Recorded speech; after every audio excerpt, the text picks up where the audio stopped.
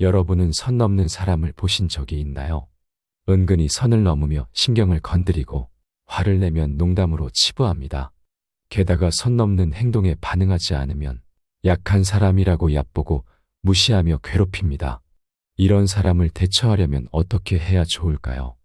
오늘은 선 넘는 사람을 웃으면서 제압하는 8가지 방법에 대해 함께 알아보려고 합니다. 첫 번째, 덕분에 라고 말하라. 선을 넘는 사람들은 상대방을 비꼬기를 좋아한다. 누군가 넌 왜 이렇게 삐쩍 말랐냐 라고 비꼬듯이 말한다면 마른 사람 입장에서는 엄청난 스트레스가 되고 큰 상처를 받기 마련이다. 하지만 이런 얘기를 들었을 때 굳이 화낼 필요도 없고 덕분에라고 말한다면 상대방의 공격을 무마할 수 있다. 덕분에라는 표현은 불쾌한 말을 들었을 때 긍정적으로 되받아치는 데 유용하다.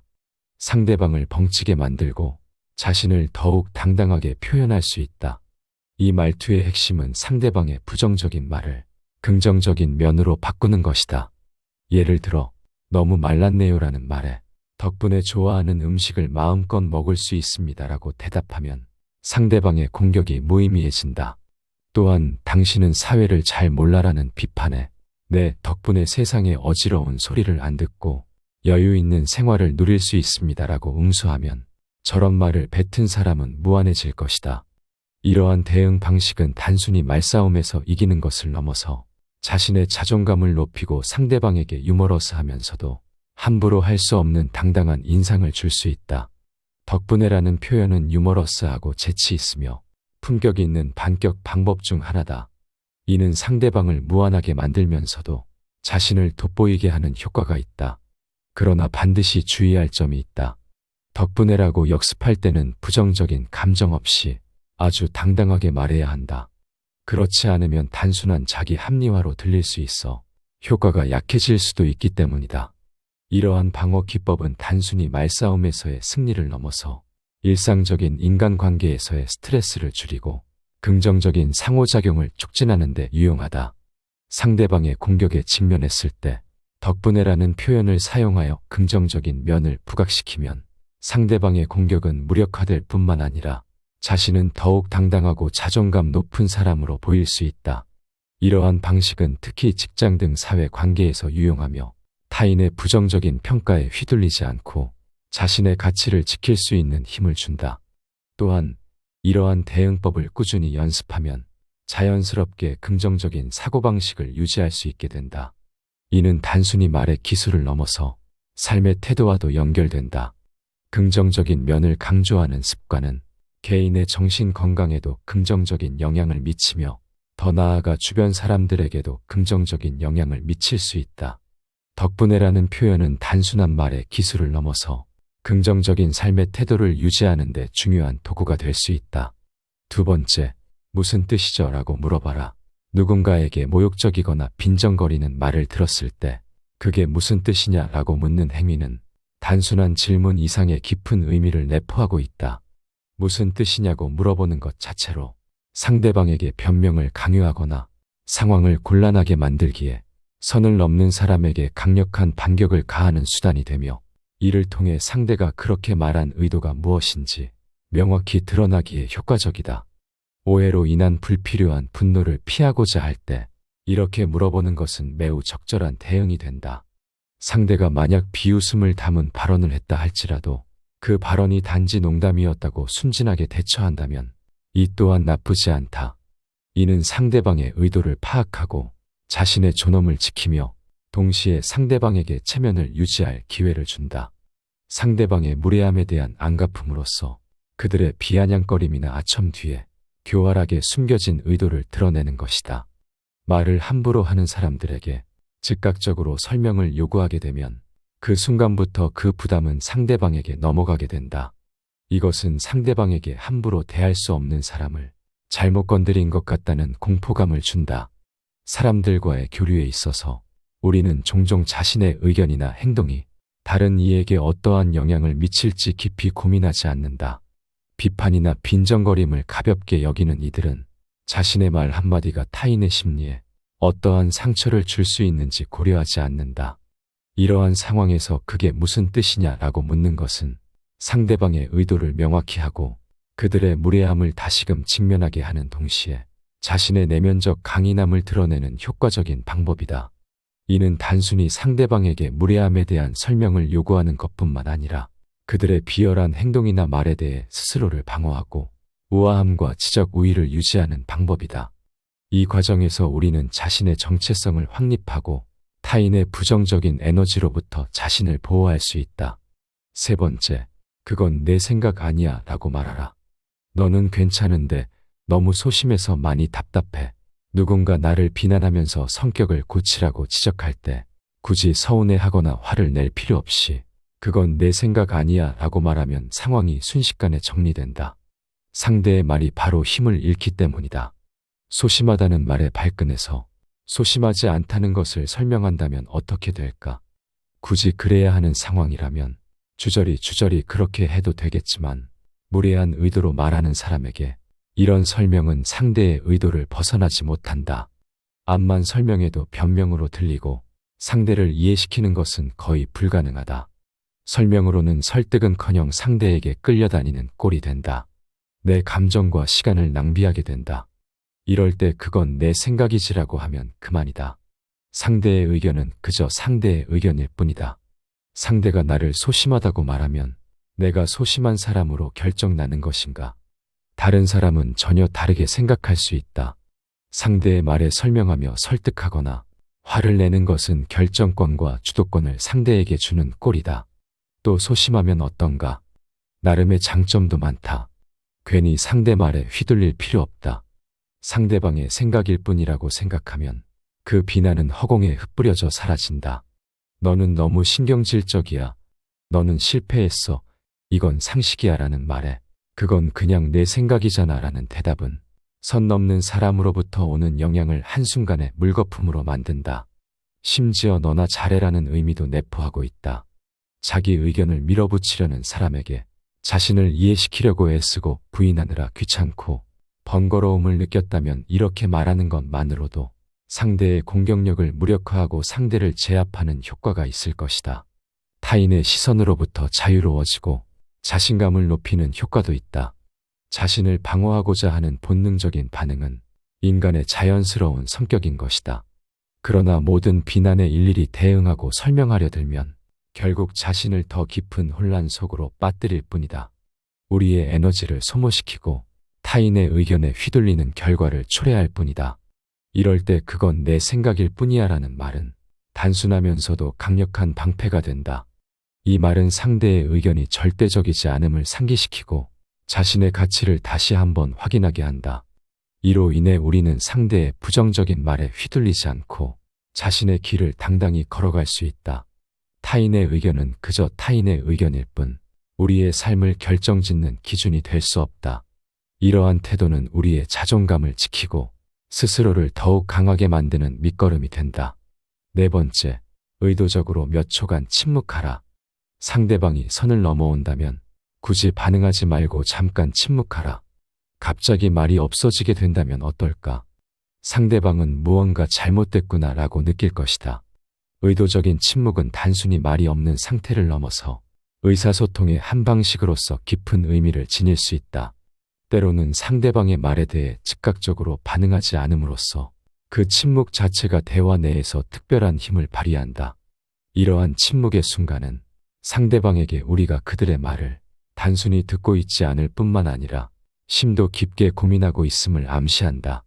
이때 상처를 준 이의 눈을 직시하며 2초에서 3초 사이에 침묵을 유지한 뒤 살짝 웃음을 지어 보이는 것은 그 자체로도 강력한 의사소통 방식이 될 수 있다. 그 후 다른 사람을 바라보며 전혀 다른 화제로 대화를 전환함으로써 우리는 그 상황을 우아하게 지배하게 된다. 이 같은 침묵을 통한 반응은 상대방을 놀라게 만들며 그들로 하여금 그들의 말이나 행동에 대해 다시 한번 생각해보게 만든다. 주변 사람들 또한 이러한 기류를 감지하게 되고 그 결과 상황이 긍정적으로 변화하는 경우도 있다. 상대방은 이를 통해 우리가 더 이상 그들과의 대화를 원치 않음을 알게 되며 이는 종종 그들로 하여금 우리에 대한 태도를 제고하게 만든다. 침묵이 지닌 힘과 그것이 인간관계에 미치는 영향은 의외로 강력하고 효과적이다. 특히 대화의 흐름을 조절하는 수단으로서 침묵의 역할은 아무리 강조해도 지나치지 않다. 우리가 택한 침묵의 방식은 우리가 누구와 대화를 나누는지, 그리고 우리 자신이 어떤 상태에 있는지를 반영한다. 때로 침묵은 단지 말을 아끼는 것이 아닌 우리의 감정과 생각을 가장 잘 표현할 수 있는 효과적인 수단이 될 수 있다. 침묵을 통해 우리는 상대를 공경하고 상대의 말을 심사숙고하는 태도를 보이며 동시에 우리의 의견을 분명히 할 준비가 되어 있음을 내비친다. 그렇기에 침묵은 단순한 부재가 아니라 매우 의도적이고 효과적인 소통의 방식이 될 수 있다. 5번째, 노골적으로 웃음기를 빼라. 노골적으로 웃음기를 뺀 표정은 일상에서 우리가 마주치는 수많은 얼굴 가운데 가장 강한 인상을 남긴다. 직장과 같은 곳에서 선량한 척 또는 예의 바른 척 연기하지만 쓴소리를 입가에 머금는 이들이 많은 가운데 고의로 웃음을 거두어들임으로써 우리는 평소와는 전혀 다른 자아를 드러낼 수 있다. 이러한 행위는 주변 분위기를 일시에 냉랭하게 할 수 있으며 때로는 말다툼으로까지 이어질 수 있는 위험을 내포하고 있다. 그러나 거기에 끌려들어 싸움이 벌어진다 해도 아무 문제될 것은 없다. 대개 둘만의 공간에서 실제로 다투는 일은 드물기 때문이다. 이처럼 표정에서 웃음기를 지워버리는 행위는 강력한 메시지를 전달할 수 있다. 상대방이 어떤 말을 하든지 우리의 반응은 그들의 기대와는 달리 차갑게 돌아올 수 있다.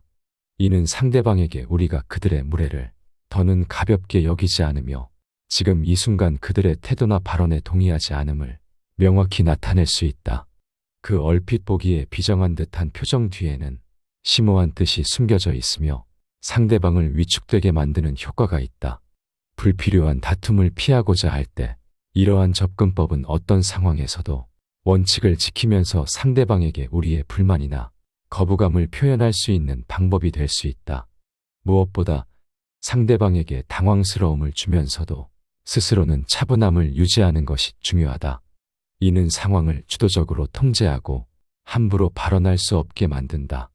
웃음기를 지우는 단순한 행동 하나가 상대방에게 무언의 압력으로 작용하며 그로 인해 우리는 어떤 상황에서도 당당히 맞설 수 있는 힘을 얻는다. 결국 이는 우리 자신의 기준과 원칙을 단단히 지키면서도 내부적으로는 유연함을 갖추는 데 도움이 된다. 6번째, 맞는 말로 반박하라. 상대방이 계속해서 선을 넘는다면 우리는 어쩔 줄 몰라 하며 속상해할 수도 있고 인간관계를 유지하기 위해 참을 수도 있다. 하지만 그러한 도전들을 맞받아쳐야 할 때가 반드시 다가온다. 우리는 준비된 말로 단호하게 맞서야 한다.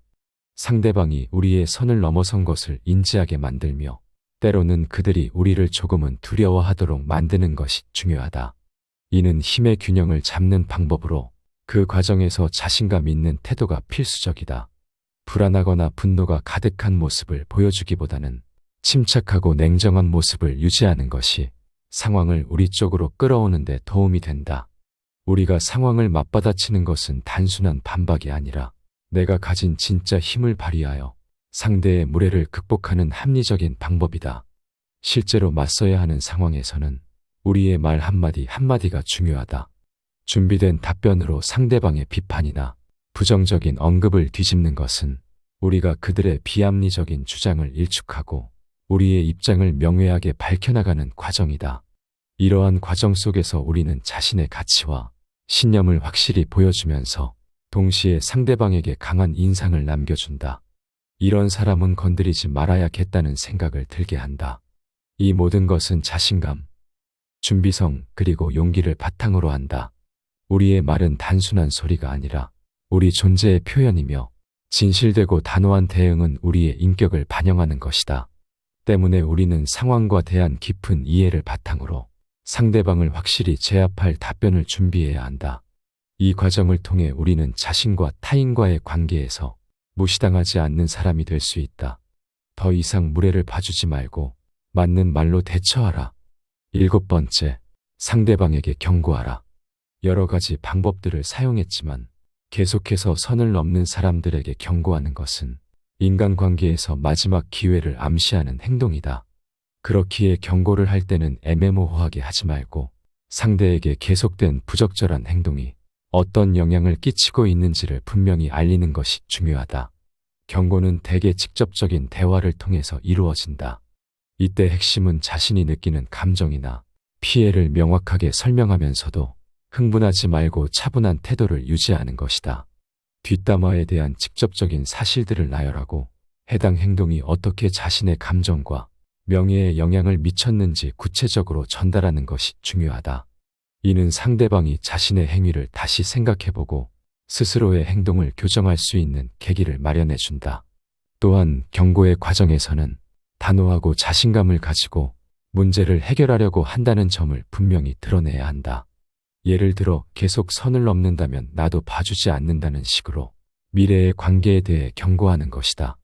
상황이 심각하거나 지속적인 문제가 발생하는 경우 경고 이후에도 선을 넘는 것이 중단되지 않는다면 가까운 친구나 신뢰할 수 있는 동료들에게 상황을 설명하고 지지를 요청할 수도 있다. 상대방에게 단호한 경고를 한 후에는 재차 선을 넘지 않는지 확인하며 자신의 인간관계를 개선하고 내 주변에 있는 내 사람들과 긍정적인 관계를 강화하는 데 집중하는 것이 현명하다. 8번째, 싫은 소리 하는 것을 두려워하지 마라. 싫은 소리도 필요하다면 해야 한다. 인간관계에서 할 말을 하지 못해서 스트레스 받는 사람들이 있다. 이런 사람들은 싫은 소리를 하지 못하기에 인간관계가 힘들고 나중에 혼자 후회하고 한숨 쉰다. 상대가 선을 넘어서 귀찮게 하더라도 남한테 안 좋게 보일까봐 어떻게든 좋게 넘어가려 하고 내가 반응함으로써 생길지도 모르는 다툼을 최대한 멀리하려고 노력한다. 사람인 이상 자기 관점이 있지만 남과 트러블이 생길까봐 내 주장보다는 양보를 우선시하고 내 이득보다는 집단을 위한 희생을 선택한다. 남에게 양보하는 것은 나쁜 것은 아니지만 맹목적으로 남을 위해 희생하지 마라. 남에게 맞춰주는 사람처럼 보이되 내 선을 넘는다면 그때는 양보하지 마라. 자기가 정한 선을 넘는 순간 마치 다른 사람처럼 행동해야 한다. 싫은 소리도 가차없이 해야 한다는 말이다. 우리가 남들과의 관계에서 이용당하지 않고 대등한 인간관계를 갖기 위해서는 자기의 기준을 확실하게 정해야만 한다.